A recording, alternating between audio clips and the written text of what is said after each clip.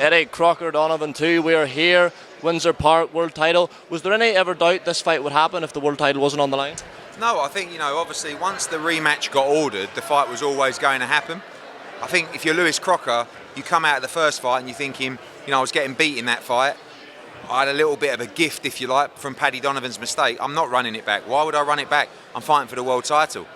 Obviously then it was ordered, the rematch, for a world title eliminator. So at that point, it was 100% happening. Obviously, with Jaron Ennis moving up, that allowed us to make the first ever All-Irish World Championship fight and to do it at Windsor Park. So a massive opportunity for both, a massive fight, and they're all in it to win it. If the fight wasn't to take place at Windsor Park, was there ever conversations about going to Limerick? I know Paddy Donovan was keen on that. Yeah, I mean, look, it's a great story. I just think we don't really know the market there. It's very risky. We've got 20,000 to fill up at Windsor Park. We're very confident of doing that. Down in Limerick, we just don't know. That's the reality. Certainly, if Paddy Donovan wins, and you start looking at the names in the welterweight division, like Ryan Garcia, like Devin Haney, like Shakur Stevenson, Teofimo Lopez, Conor Benn, that's fights that you can go down to Limerick with. But we know we're going to do big numbers in Belfast, and that's where we chose to go. Jack Catrill's expressed his desire about facing the winner, obviously a matchroom fighter as well. Is that another possibility you'd entertain? Sure. I mean, look, you always, obviously, if you've got fighters in the division, you would always lend yourself to making an in-house fight for a world championship. So in this situation, I think firstly, Conor Benn is definitely looking at the winner of this fight. And of course, Jack Catrill, if he's staying at 147, to look at the winner for a world title. And we saw the news this week as well that Francisco Rodriguez Jr. versus Galal Yafai ruled a no contest, an immediate rematch ordered, no ban for Francisco Rodriguez Jr., but he has to submit to random testing. From my time covering the sport, I've never seen a ruling of that nature. Have you? No, and to make it even worse, I found out last night that he also failed a drugs test in his last fight, and that was ruled a no contest as well. Because I was sadly scrolling through BoxRec, just looking at Francisco Rodriguez, and I noticed that his fight before Galal Yafai was a no contest. I spoke to the Texas Commission, they confirmed he failed a drugs test for that fight. I spoke to Maurizio Suleiman last night, he said he didn't know anything about it. I believe him, but let's just look at this, guys. He's failed back-to-back drug tests on the night, and he's gone 12 rounds with Galal Yafai in a fight that physically damaged Galal Yafai. In 2 weeks, to just rule that it was accidental, he can just come back and have a rematch, is so bizarre. I mean, I've been through that process with Conor Benn. It took 2 years to get a decision. And also, I believe fighters should get the opportunity to explain themselves. But I don't believe that can happen without a B sample in a 2-week time period, and you can just say, yeah, no problem, let's just run it back.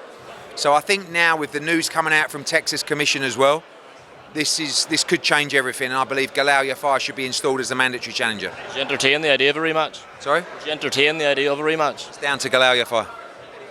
Obviously a massive rematch in Windsor Park. How long did it take to actually get it over the line with the government and everything else?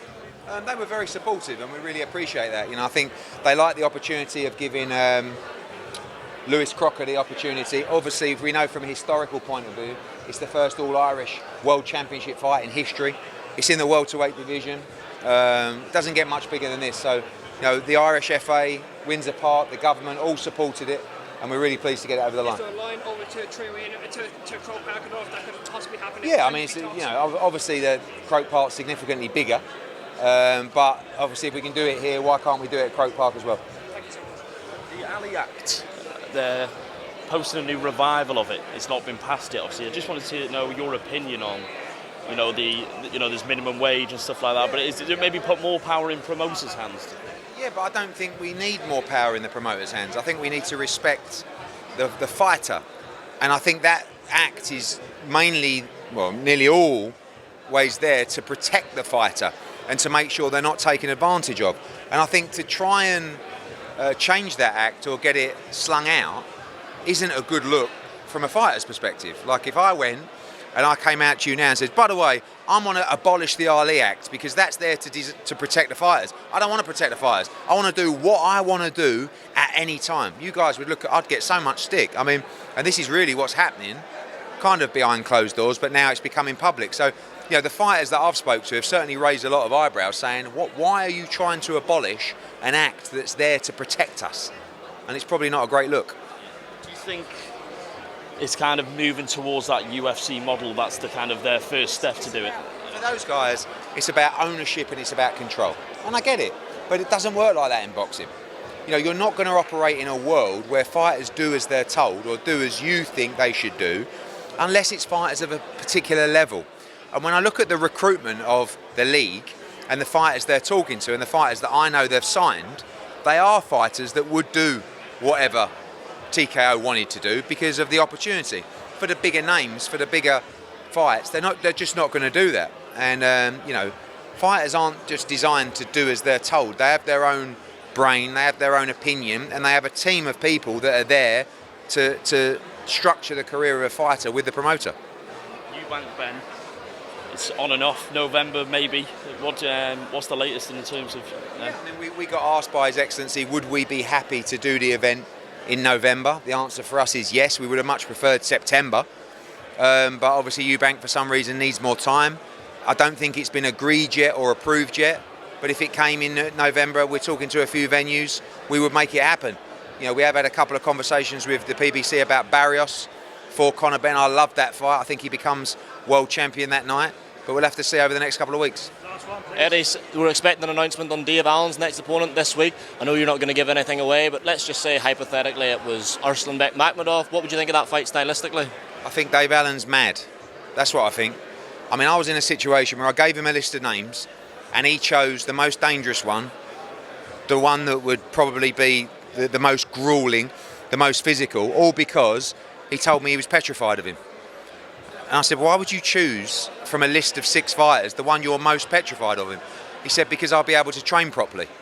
I said, Dave, I've given up trying to understand you years ago, but thank you, because you're going to give us a thriller in October, and that'll be announced this week. Last quick one, Callum Smith, David Morrell, we know purse bids could be only 20 days away. Have there been any talks with Morrell's team? Where are we at with that? Yeah, we've been talking to PBC, as we are, about Subriel Matthias and Dalton Smith, finalising that as well. Callum Smith's up for the David Morrell fight. Obviously, he'd prefer it to be for a world title rather than his interim, but it's a great fight. We're negotiating that fight now with PBC and His Excellency, and hope to wrap up the Callum Smith, David Morrell, and a final confirmation of Subriel Matthias against Dalton Smith very soon. Thanks everyone. Cheers, Eddie.